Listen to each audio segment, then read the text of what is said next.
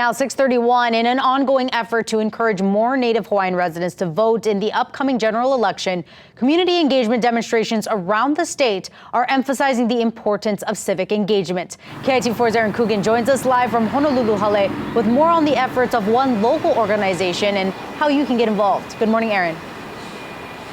Yeah, hey, good morning, Julia. Well, we saw it with the primaries, those numbers coming out of the primaries. We barely just hit an overall turnout of around 40%. It's the reason we always have to have those reminders to get out to the polls, and the reason I'm joined with Jacob Aki this morning. Thank you so much. You know, we saw those numbers in the primaries. You guys were out here during the primaries. Now, even more important in the generals. Let's talk about what you guys do with Kona.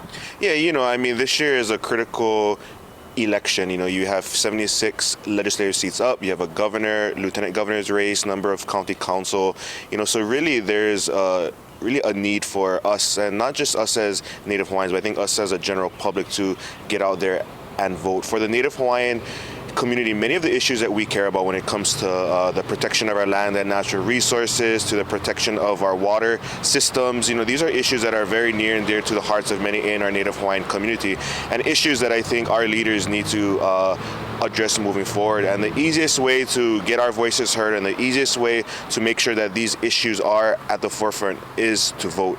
And as I said earlier, it's never been easier, right? So we're trying to get as much people out as we can to encourage them to make voting a habit, but we're also targeting our young people. We've targeted seniors who are eligible to vote, and we really want to get them in this habit of voting and making sure that their voice is heard.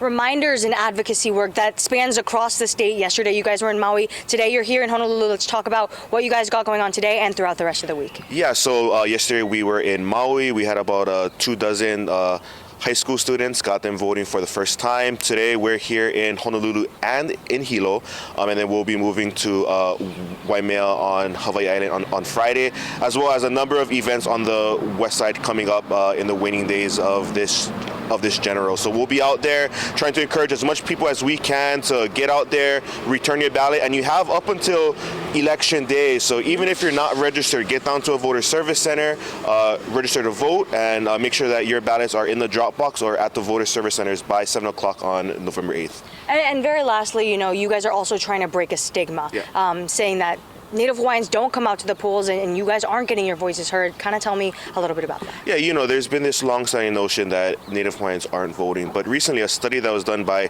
Commitment Schools, OHA, and a few other orgs, the study shows that Native Hawaiians are actually voting on par as compared to other ethnic groups. But what's also exciting about this new data is that it shows that Native Hawaiians are actually more likely to be civically engaged as compared to others, and it's because we're fighting for the protections of our lands. We're fighting for the protection of our water and our natural resources. So this notion, we're trying to demystify it. We're trying to show that, hey, we are engaged. We are going to be paying attention to what's going on, and we're going to make sure that our voices are heard, not just in this general, but in future to come. So super excited. Jacob, thank you so much. And you can join that advocacy starting at 11 o'clock at Iolani Palace, heading over here to the Honolulu Hale. That's today. You're not going to want to miss it. For now, reporting live at Honolulu Hale, Aaron Coogan, KITV4 Island News.